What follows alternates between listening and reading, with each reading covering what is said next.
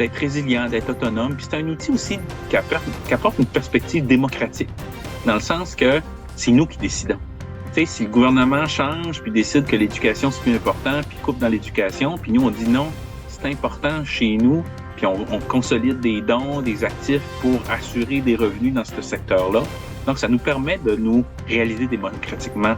Nous recevons aujourd'hui Ronald Arsenault, directeur général de la Fondation communautaire Bassin-Laurent Gaspésie-les-Îles, pour discuter du rôle crucial de la philanthropie dans la vitalité de notre région. Célébrant ses 25 ans, cette fondation est devenue la 3e en importance au Québec, avec près de 30 millions de dollars en actifs qui génèrent des revenus annuels pour les organismes d'ici. Ronald Arsenault nous explique comment cet outil collectif assure la pérennité et la résilience du milieu communautaire et nous présente la nouvelle vision de la Fondation, créer un mouvement autour du don testamentaire pour bâtir un héritage collectif pour les générations futures. Oui, dans le fond, la Fondation communautaire elle fait partie d'un réseau canadien qui regroupe là, actuellement, je pense qu'on est 209 fondations du même genre. On a tous la même mission. C'est d'assurer le maintien de l'action communautaire. Dans le fond, d'assurer les services communautaires dans chacune des collectivités, là. Mais comment justement vous pouvez assurer ce maintien-là? Tout à fait. Ben, notre rôle il est financier. Premièrement, on va créer ce qu'on appelle des fonds de dotation. C'est-à-dire que on va, avec des créateurs de fonds, qui peut être un individu, un organisme ou même une entreprise privée, va créer un fonds de dotation. Et les dons qu'on va accumuler dans ces fonds-là, on va prendre les dons, on va les placer. Ce sont les revenus de placement annuellement qu'on va redonner à la cause qui est définie par le fonds de dotation. Chaque fonds est vraiment dédié à une cause ou à un organisme. Donc, c'est vraiment l'idée de la pérennité parce que le capital est maintenu à long terme, voire à l'éternité. Et c'est vraiment les revenus qui, à chaque année, vont soutenir l'organisation pour assurer ses services dans la population. D'accord, donc c'est vraiment la force du nombre de dons qui vous permet, avec le cumul, d'avoir justement un placement, un capital et de générer de l'argent. Est-ce que ça Ben, marche comme ça? tout à fait. Faut voir une fondation communautaire un peu comme une mutuelle de donateurs et d'organismes. Tu sais, on a cet effet de volume-là, d'avoir un capital avec tous ces fonds de dotation-là, une saine gestion, de générer des bons rendements. On assure des services aussi à nos membres. Donc, on a un rôle, la force du volume, en effet, elle est présente, là.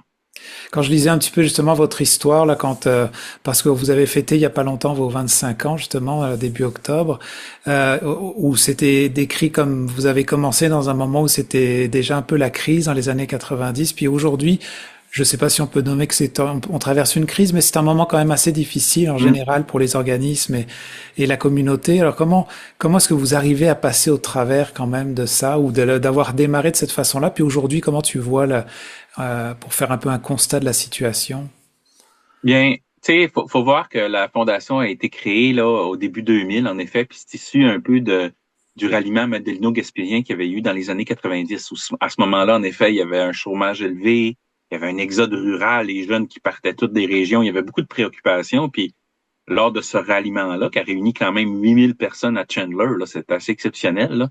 Une des idées qui a été proposée, c'était de se doter d'une fondation communautaire, parce que ça existait ailleurs au Canada, là. Donc, il y a des bénévoles qui ont pris ça en main, il y a un comité qui a été mis en place, ça s'est constitué en 2000. Donc, c'était vraiment à contre-courant, là. On parlait de pérennité, de capitaliser des dons, tandis que des besoins imminents étaient présents dans la collectivité. Donc, il y a eu quand même un exercice, là, je vous dirais, de changement de perspective, de voir la pérennité, le long terme. Mais grâce vraiment à l'effort des bénévoles, des membres fondateurs, la fondation a tiré sa place tranquillement, pas vite, puis a démontré à quel point qu'elle était pertinente, là.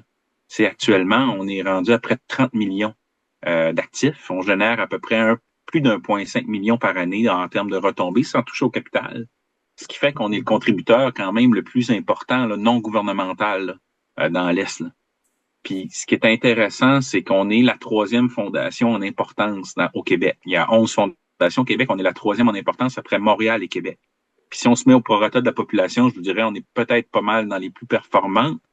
Puis ça, je pense que c'est issu premièrement de la vision des membres fondateurs, des bénévoles qui se sont impliqués dans cette institution-là qui est notre fondation communautaire. Mais c'est aussi, je dirais, c'est le sentiment d'appartenance de notre collectivité. On le sait, dans l'Est du Québec, on est les régions qui ont le plus haut pourcentage de sentiment d'appartenance. On l'aime, notre région, on veut s'investir, on veut participer à sa pérennité. Fait que tout ça fait il y a une résultante intéressante, puis qui fait qu'on est malgré ce que vous avez nommé là, au début, là, les contextes difficiles, la fondation est en croissance, là. Est en croissance et en plein développement, plein de beaux projets, travaille toujours dans la mobilisation, travaille aussi dans la démocratisation de la philanthropie, que les gens n'ont pas encore cette culture-là ou accès à ce qu'on peut faire en termes de philanthropie. Donc, tout ça pour vous dire qu'on est quand même dans une bonne situation. Et alors, comment est-ce que, pour faire peut-être une description un peu sommaire de ce 1,5 million qui est redistribué dans la collectivité, comment est-ce que tu décrirais justement où va l'argent ou comment est-ce que vous soutenez la communauté? Ben, faut comprendre que la Fondation n'a pas de pouvoir décisionnel à qui va l'argent. Ce sont vraiment les fonds de dotation qui sont créés. Tu sais, un fonds de dotation, comme je disais, peut être créé par un individu, un organisme ou une entreprise, puis la manière que ça fonctionne, c'est une convention qui est rédigée entre le créateur de fonds et la fondation. Et dans cette convention-là, l'objectif du fonds est déterminé par le créateur de fonds et à qui va l'argent. Donc, c'est vraiment le créateur de fonds qui décide à qui va l'argent. Donc, nous, ce qu'on fait, c'est bien gérer ça, s'assurer justement de la distribution annuelle, etc. Donc, on n'a pas de pouvoir décisionnel, mais ce que je peux vous dire, c'est que beaucoup de fonds qui se sont développés avec le temps, qui ont quand même rendu avec un actif substantiel, ça fait une immense différence. Et je peux vous nommer le musée de la Gaspésie, qui a un fonds d'à peu près ils ont deux fonds qui totalisent 3 millions. Ça génère un revenu annuel d'à peu près 130, 140 000. Quand on pense que ce qu'ils reçoivent du gouvernement est à peu près 250 000 de revenus annuels, la fonds de dotation fait une grosse différence. Puis je peux vous dire, dans la crise actuelle qui touche la culture, pour eux, c'est au-delà d'être en mode survie. Là. Ça leur permet justement d'assurer leur pérennité à long terme, tout ça. L'autre exemple que je peux vous donner, c'est l'école de musique de Saint-Anne-des-Monts, Miransol, qui elle aussi, là, ils ont créé un fonds il y a plus d'une dizaine d'années. Il y avait des situations plus difficiles à ce moment-là. Ils sont rendus à 1,2 million d'actifs, ce qui génère à peu près 60 000 de revenus annuels. Là. Donc, le salaire de la direction est assuré. On est en train de parler de projets de développement, d'investissement. Donc, ça vient vraiment consolider les organisations de notre milieu. Ça vient leur donner une perspective plus à long terme, puis ça vient assurer des services aussi à la population, là. Ce qui est important, là, parce que quand un organisme est en mode survie puis n'arrive pas, il n'y a plus rien qui marche. Bien justement, comment toi tu vois on a la situation actuelle présentement, passée au travers de ce moment qui semble être un peu plus difficile en général, où il y a beaucoup d'organismes qui en pâtissent un peu plus en général, mais comment est-ce que toi tu vois l'avenir? Est-ce que vous faites des projections? Là, vous venez de fêter vos 25 ans, puis là, vous avez un objectif. Est-ce que c'est de continuer à grossir ce fonds-là, essayer d'apporter... c'est ça, comment vous assurez dans le fond pour l'avenir de la communauté? Ben, tout à fait. Il faut comprendre que la Fondation, c'est un outil collectif. Moi, je le parle souvent comme ça, c'est un outil de développement régional. Il appartient à la collectivité. C'est un organisme en part entière qui est géré par son conseil d'administration, mais dans une certaine perspective, c'est un outil qui est pour la collectivité. Puis, j'aime beaucoup amener que c'est un outil qui nous permet d'être résilient, d'être autonome et résilient en région, parce que plus on va consolider un actif, plus on va être en mesure de survivre à travers toutes les crises. Tu sais, dans la pandémie, je peux vous dire, en 2020, il y avait beaucoup d'organisations qui étaient contentes d'avoir un fonds de dotation, surtout dans le monde culturel, où il n'y avait plus de revenus. Nous, on assurait un revenu, là. Donc, d'être résilient, d'être autonome. Puis c'est un outil aussi qui apporte une perspective démocratique, dans le sens que c'est nous qui décidons. Tu sais, si le gouvernement change, puis décide que l'éducation, c'est plus important, puis coupe dans l'éducation, puis nous, on dit non, c'est important chez nous, puis on consolide des dons, des actifs pour assurer des revenus dans ce secteur-là. Donc, ça nous permet de nous réaliser démocratiquement en termes de communauté, là. Fait que nous, je vous dirais, nos perspectives d'avenir sont très positives. On croit qu'on est dans une pente exponentielle de développement. Je vous parlais tantôt, là, tu sais, qu'on fait beaucoup d'éducation philanthropique. On a aussi un projet d'avenir qui nous semble porteur. On veut mettre en place un mouvement sur les dons testamentaires. parce qu'il existe à Québec un mouvement qui s'est mis, qui s'appelle les Charitables, qui est un mouvement là issu là, de gens d'affaires qui étaient, comment dire, conscientisés aussi sur les enjeux. Ils voyaient un peu la crise dans le monde communautaire, puis ils se disaient, faut faire plus, faut faire davantage. Puis eux, dans les statistiques, voyaient que les gens, plus le salaire moyen d'une famille augmente, moins les gens donnent. Oui, il y a un impact de l'assiette fiscale, bien sûr, mais il y avait quand même un effort à faire de ce côté-là. Puis ce mouvement-là des charitables veut promouvoir un peu que les gens donnent au moins 5% de leur revenu annuel. Nous, on a regardé ça, on s'est inspiré un peu de ce mouvement-là. Mais quand on regarde dans l'Est du Québec, il y a plusieurs constats qui font que c'est différent. Il y a un aspect culturel, bien sûr. On a vraiment nos mœurs, nos traditions, nos coutumes, notre sentiment d'appartenance, comme je le parlais tantôt. On n'a pas la situation socio-économique comme on peut retrouver à Québec. Puis on est une population vieillissante.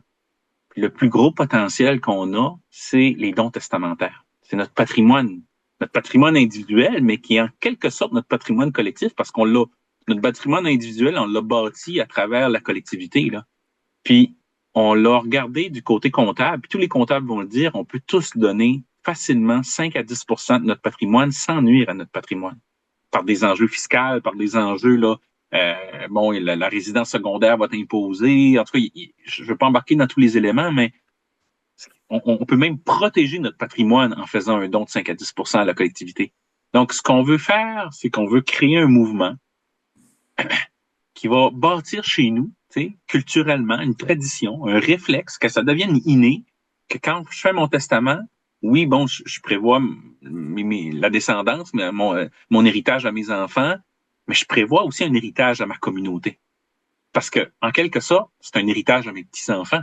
Parce que mes petits-enfants, s'ils vivent dans la communauté, puis c'est riche, puis qu'il y a des services, ils vont en profiter. Fait que c'est ça qu'on essaye de créer, puis on croit que ça va générer énormément parce que quand je vous parlais de 5 à 10%, on l'a évalué dans l'Est du Québec.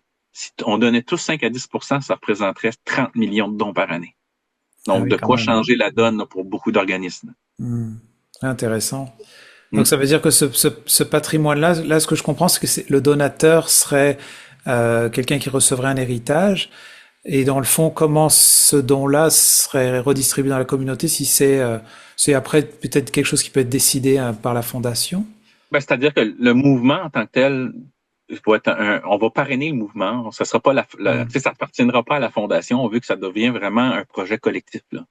L'idée, c'est de promouvoir le don testamentaire tout court, là. Fait que chacun pourra déterminer la façon qu'il veut le faire. Tu sais, un donateur peut dire oui, ok, je vais faire un don testamentaire, je donne à Centraide ou je donne à mon organisme, je sais pas, à la fondation de l'hôpital. Ou je crée un fonds de dotation à la fondation. Ça peut être ça aussi. Donc, en créant un fonds de dotation, ils vont investir, le don testamentaire va aller dans ce fonds-là et il va être pérennisé à long terme pour la cause qu'il va choisir. D'accord.